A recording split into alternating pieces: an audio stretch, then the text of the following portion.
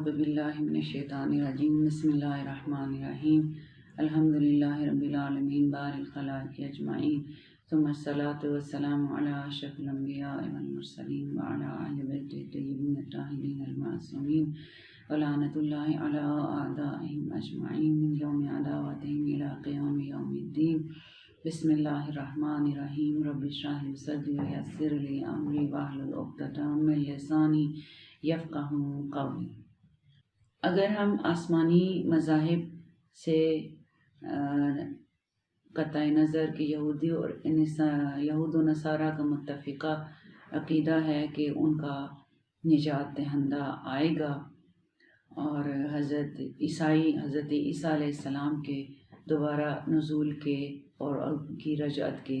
پر پختہ عقیدہ رکھتے ہیں،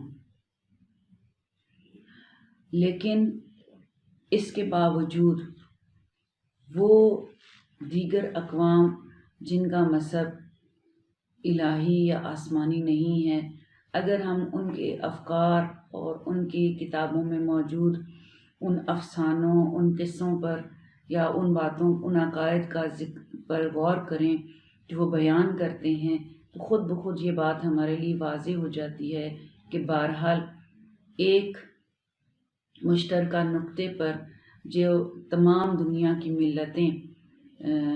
متفقہ یقین اور اعتقاد رکھتی ہیں، چاہے اس کا منبع، ماخذ اور سرچشمہ ادیان الہی ہوں یا خود ان کی فطرت ہو، بہرحال ایک عظیم مصلح، ایک عظیم نجات دہندہ پر ایمان تمام عالم بشریت کے عقائد میں سے ہے۔ ناموں میں اختلاف ہو سکتا ہے، اس کے اوصاف بیان کرنے میں اختلاف ہو سکتا ہے، لیکن جو امید اس کردار سے تمام انسانوں کی وابستہ ہے کہ وہ نجات دینے والا ہوگا۔ جتنے بھی مسائل انسانی زندگی کو لاحق ہیں، چاہے وہ ظالموں اور جابروں کی حکومت ہو، فقر و تنگ دستی ہو، بیماریاں ہوں، زمینی اور آسمانی آفات ہوں، انسان کی بے بسی ہو، جس بھی لحاظ سے، بہرحال اگر ہم قدیم مصری، ایرانی، چینی اور اسکینڈینیویا کے باشندے، امریکن اقوام، ان تمام اقوام کے مشترکہ ان عقائد کا خلاصہ کیا جائے، ان کے اس ادب کا مطالعہ کیا جائے، لٹریچر کا، تو جو مشترک بات نکلتی ہے وہ یہی ہے کہ سبھی ایک عظیم مصلح کا انتظار کریں، مصلح بزرگ آسمانی کے ظہور کا انتظار، مستقبل کی امید، صلح، آشتی اور عدل کا قیام ایک فطری اور طبیعی امر ہے۔ یعنی یہ ایک ایسی آرزو ہے جو ہر انسان کی فطرت میں موجود ہے، لہٰذا جب یہ خواہش فطرت میں موجود ہے تو اس خواہش کو پورے کرنے والے کا، ایک فرد کا ہونا بھی عین فطری ہے۔ بس اس لحاظ سے ہم یہ کہہ سکتے ہیں کہ عقیدہ مہدویت قوم، مذہب، رنگ، نسل سے بالاتر ایک انسانی عقیدہ ہے، ایک انسانی مسئلہ ہے، چاہے اس کا تعلق کسی الہامی عقائد سے نہ بھی ہو، انسان فطرتاً اس بات پر عقیدہ رکھتا ہے کہ بہرحال ظلم و جور کی بساط ایک دن آئے گا جب انسان کی فطری خواہش، جب زمین پرسکون ہوگی، جب زمین پر کسی قسم کا ظلم نہیں ہوگا، کوئی ناانصافی نہیں ہوگی، کوئی خوف اور خطرہ نہیں ہوگا، مکمل امن و امان ہوگا۔ اگر ان تمام ناموں کو جو ہر ایک قوم نے اپنے اس ہیرو کے لیے، اس مصلح کے لیے، اس نجات دہندہ کے لیے بیان کیے ہیں، ان ناموں کو اکٹھا کیا جائے تو ایک اصطلاح جس پر سارے انسانوں کو اکٹھا کیا جا سکتا ہے وہ ہے ایک عظیم نجات دہندہ اور ایک عظیم مصلح۔ جبکہ عیسائی امام مہدی اجل اللہ تعالیٰ فرجہ شریف کے ظہور پر عقیدہ رکھتے ہیں اور کہتے ہیں کہ وہ آخری زمانے میں ظہور کریں گے، اور جہان پر حکمرانی اور پوری دنیا پر ان کی حکومت ہوگی، لیکن ان کے اوصاف میں اختلاف رکھتے ہیں۔ عیسائیت کی روح سے بیان کیے گئے حضرت مہدی کے متعلق جو نظریات اور شرائط بتائی گئی ہیں وہ اگرچہ اسلامی احادیث کی روشنی میں امام مہدی کے وجود پر پورا منطبق نہیں ہوتے، لیکن بہرحال اس بات کو سمجھنے کے لیے یہی کافی ہے کہ تمام تر مطابقت نہ صحیح جزوی مطابقت ہی خود اس بات پر دلیل ہے کہ امام مہدی اجل اللہ تعالیٰ فرجہ الشریف کی ذات پر عقیدہ ایک آفاقی عقیدہ ہے اور تمام بشریت کا مشترکہ عقیدہ ہے۔ عیسائیوں کے مطابق اگرچہ جو تمام نظریات امام مہدی کے متعلق بیان کیے گئے ہیں، ایک مسلمہ حقیقت جو ان عقائد سے آشکارا ہوتی وہ یہ ہے کہ تمام افکار و عقائد جو مختلف مضامین کے ساتھ درخشاں مستقبل اور آخری زمانے میں ایک عظیم مصلح کے آنے کی خبر دیتے ہیں، اس حقیقت کے بیانگر ہیں کہ اس عقیدے کا اصل سرچشمہ خود تعلیمات انبیاء ہیں۔ یعنی اگر ہم عیسائیوں کے عقائد اور تعلیمات پر نظر ڈالتے ہیں تو خود عیسائیوں کی عقائد میں امام مہدی اجل اللہ تعالیٰ فرجہ الشریف کی نسبت جو اوصاف بتائے گئے ہیں اگرچہ وہ پورے کے پورے امام مہدی پر منطبق نہیں ہوتے، لیکن ایک بات جو ہمارے سامنے آتی وہ یہ ہے کہ بہرحال وہ اس عقیدے پر قائم ہے کہ آخری زمانے میں امام مہدی اجل اللہ تعالیٰ فرجہ الشریف کا ظہور ہوگا، اور خود یہ امام مہدی ایک عظیم مصلح اور ایک عظیم نجات دہندہ کے ظہور پر عقیدہ اس بات پر دلیل ہے کہ اس عقیدے کا ماخذ سرچشمہ انبیاء کی تعلیمات ہیں۔ جبکہ صدیاں گزر جانے کے باوجود خود ہمیں معلوم ہے کہ وہ بائبل بھی اپنی اصلی حالت میں نہیں اور عیسائی بھی اپنے ان عقائد پر باقی نہیں ہیں، لیکن پھر بھی اس عقیدے کا باقی رہ جانا ایک بہت بڑی بات ہے۔ ان صدیاں گزرنے کے باوجود اس عقیدے کا باقی رہنا اس بات کو تقویت دیتا ہے کہ اس عقیدے کا عقیدہ مہدویت عالمی ہے، جہانی ہے، اور خود اس کا ماخذ اور سرچشمہ تعلیمات انبیاء ہیں۔ بس اس تمام گفتگو کے نتیجے میں جو حاصل ہے، بس اس ساری گفتگو کا نتیجہ یہ ہے کہ اگر ہم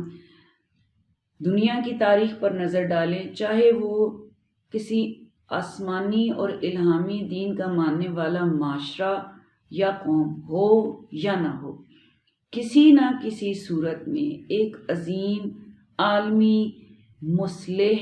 نجات دہندہ کا تصور موجود ہے،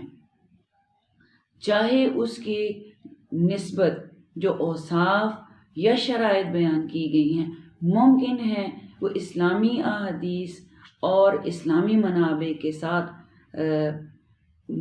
اسلامی احادیث اور اسلامی منابع سے صادر ہونے والی احادیث پر منطبق نہ ہو سکیں، یا ہم اسلامی تمدن کے اعتبار سے ان احادیث کو یا اسلامی تمدن کے اعتبار سے وہ صفات قابل قبول نہ بھی ہوں، تب بھی یہ بات مسلمہ طور پر ہمارے لیے ثابت ہو جاتی ہے کہ عقیدہ مہدویت ایک بشری عقیدہ ہے، اس کا تعلق قطع نظر دین و مذہب سے انسان کی فطرت کے ساتھ ہے۔ انسان فطرتاً اس امید رکھتا ہے، اور وہ فطری امید اس کی خود بخود ایک ایسے مصلح اور نجات دہندہ کو طلب کرتی ہے جو اس کی اس امید کو پورا کرے۔ دنیا کی موجودہ صورتحال ہمارے سامنے ہے، جرائم، جنگیں، خون ریزی، کشمکش، طاقت اور اقتدار کی کھینچا تانی، ایک دوسرے کو نیچا دکھانا، اختلافات، حقائق میں تبدیلی، تحریف، بدعتیں، اخلاقی پستی، اجتماعی مفاسد، اجتماعی برائیوں کا کثرت کے ساتھ ہونا، یہ کشمکش، یہ چپکلش، سارے اضطراب اور اس سارے بد نظمی اور انسانی اضطراب اور انسانی معاشرے کی بد نظمی کو ہم دیکھ رہے ہیں، لیکن سوال یہ ہے کہ یہ اضطراب اور یہ پریشانی کب تک رہے گی؟ کیا دنیا کی موجودہ صورتحال اسی طرح رہے گی اور اسی طرح سے کیا دنیا کی موجودہ صورتحال اپنی اسی روال اسی روش پر آگے چلتی رہے گی یا کبھی اس کی صورتحال تبدیل بھی ہوگی؟ کیا جرائم، خیانتیں، قتل و غارت بڑھتی ہی چلی جائیں گی؟ کیا کشور کشائی، توسعہ طلبی، اقتدار کی رساکشی اور دوسروں کی دولت پر قبضہ کرنے کی روایت اور جابروں اور ظالموں کا کمزوروں کا حق مارنے کا تسلسل یوں ہی باقی رہے گا؟ یا انسانی معاشرے میں صحیح اور پاکیزہ عقائد انحرافات، بدعتوں کا شکار ہی رہیں گے؟ انسانی معاشرہ اخلاقی پستیوں میں گرتا ہی چلا جائے گا یا تصویر کا کوئی دوسرا رخ بھی موجود ہے؟ انسان جب اپنے وجود کی گہرائیوں سے ان تمام مسائل پر سوچتا ہے تو انسان بظاہر اگر اسے کوئی امکانات نہ بھی نظر آ رہے ہوں لیکن اس کی فطرت اسے امیدوار کرتی ہے کہ بہرحال ایک دن دنیا کا مستقبل تبدیل ہوگا، دنیا جو آج ہے وہ کل نہیں رہے گی، اور وہ امید، وہ انسان کی فطری خواہش عدل و انصاف، امن و سکون، اخلاقی اوصاف سے آراستہ معاشرے اور اخلاقی اوصاف سے آراستہ ہر انسان کا اچھے اخلاق سے آراستہ ہونا اور اخلاقی اوصاف پر مشتمل معاشرے میں زندگی گزارنے کا خواب انسان کا شرمندہ تعبیر ضرور ہوگا۔ ہم نے ابھی تک عقیدہ مہدویت کو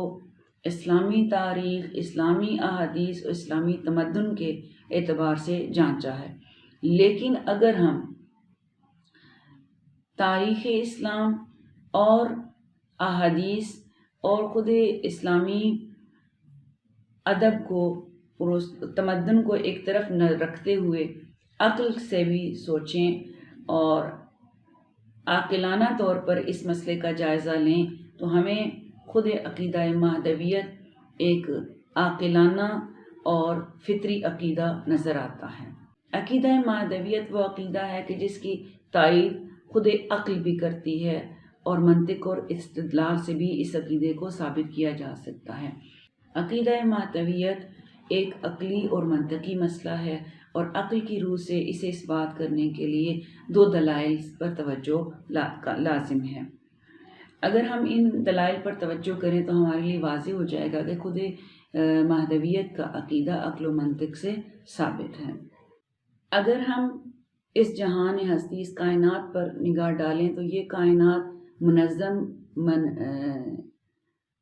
مختلف نظاموں کا مجموعہ ہے۔ اگر ہم اس کائنات پر نگاہ ڈالیں تو ہمیں نظر آتا ہے کہ یہ کائنات مختلف نظاموں کا مجموعہ ہے، جبکہ ہر نظام کے اور ہر مجموعہ اور ہر نظام اپنے اندر مخصوص قوانین رکھتا ہے اور باہم ایک ہم آہنگی اور یگانگت پائی جاتی ہے۔ ان نظاموں میں ٹکراؤ کے بجائے ایک دوسرے کے ساتھ مدد اور ایک دوسرے کے ساتھ تعاون کی ان کے قوانین اس طرح سے گویا کہ ہر نظام اور ہر منظومہ دوسرے نظام کو مدد دیتا ہے اور اس کے ساتھ تعاون کرتا ہوا نظر آتا ہے، جیسے کہ ہم بہت آسانی سے درک کر سکتے ہیں نظام شمسی کو، جس کا ہماری زمین پر زندگی کے ساتھ گہرا تعلق ہے، جبکہ وہ اپنے اندر ایک خود منظم نظام رکھتا ہے۔ اس کا سب سے چھوٹا حصہ ایک ایٹم ہے، ایک سوئی کی نوک پر جہاں پر لاکھوں کی تعداد میں ایٹم جمع کیے جا سکتے ہیں، وہ چھوٹے سے چھوٹا ذرہ بھی اپنے اندر ایک منظم اور دقیق نظام رکھتا ہے۔ انسانی بدن کئی نظاموں کا مجموعہ ہے۔ اس میں دل ایک الگ نظام رکھتا ہے، پھیپھڑے اپنا ایک نظام رکھتے ہیں، اور اسی طرح سے ہر ایک عضو اپنا ایک مخصوص نظام رکھتا ہے، لیکن یہ تمام نظام مل کر ایک مجموعے کو تشکیل دیتے ہیں اور ہر نظام ہی دوسرے کو مدد کرتا ہوا نظر آتا ہے۔ میں آپس میں ٹکراؤ، تصادم اور تزاحم نظر نہیں آتا ہے، اور یہ خود اس کائنات کی خوبصورتی ہے کہ اس کے اندر مختلف نظام ہیں، لیکن تمام نظام آپس میں یگانگت رکھتے ہیں۔ لیکن اگر ان نظاموں میں سے کہیں پر بھی خلل آ جائے تو یہ خود اس عمارت کو منہدم کر دے گا۔ جیسے کہ خود اگر انسانی وجود پر نگاہ ڈالیں تو کسی ایک نظام میں خلل دوسرے نظاموں کو متاثر کرتا ہے اور انسان کے وجود کی عمارت خراب ہونے لگتی ہے۔ بالکل اسی طرح سے اگر معمولی سا بھی نظام شمسی میں توازن برقرار نہ رہے تو خود نہ صرف یہ کہ نظام شمسی تباہ و برباد ہو جائے گا، بلکہ زمین پر حیات ختم ہو جائے گی۔ بس اس نظام ہستی، اس کائنات کی خوبصورتی اس کائنات کی تمام تر خوبصورتی کا انحصار اس کائنات پر حاکم اس منظم نظام کی وجہ سے ہے۔ جبکہ کائنات کا ایک چھوٹا سا ذرہ بھی ایک منظم نظام سے خارج نہیں ہے، ایک منظم نظام کے تابع ہے۔ کیسے ممکن ہے کہ انسان جو اس نظام کا، اس کائنات کا ایک جز ہے، اور بلکہ کہہ سکتے ہیں کہ اس پوری کائنات کا پر حاکم نظاموں سے بہترین فائدہ اٹھانے والا حصہ ہے، کیسے وہ ایک اس پوری کائنات سے ناہم رنگ یا کہہ سکتے ہیں کہ ریشم میں ٹاٹ کے پیوند کی طرح رہ سکتا ہے کہ ساری کائنات تو ایک نظم اور منظم نظام کے تحت چل رہی ہو، اور انسان ایک ایسے جز کے طور پر ہو جس کی زندگی میں کوئی نظم اور قانون اور ضابطہ موجود نہ ہو۔ اگر ہم نظم کائنات پر نگاہ ڈالیں تو نظم کائنات عادلانہ اصولوں پر قائم نظر آتا ہے، لہٰذا اس کا مطلب ہے کہ اللہ تعالیٰ نے اگر انسان کے وجود کی عمارت کو عادلانہ نظاموں پر قائم کیا، کیسے ممکن ہے کہ خود یہ انسان بدنظمی کی زندگی گزارے اور اس پورے کائنات کا، اس پورے نظام کا حصہ ہونے کے باوجود ایک نامنظم اور بے ہنگم زندگی رکھتا ہو؟ بس اس مقدمے کی روشنی لہٰذا اس مقدمے کی تمہید کی روشنی میں کہا جا سکتا ہے کہ دراصل انسانی زندگی میں موجود ناانصافیاں، اخلاقی پستی، اجتماعی مفاسد، ہر قسم کا ظلم و جور انسانی معاشرے اور خود فرد کی زندگی میں موجود بدنظمی کی دلیل ہے۔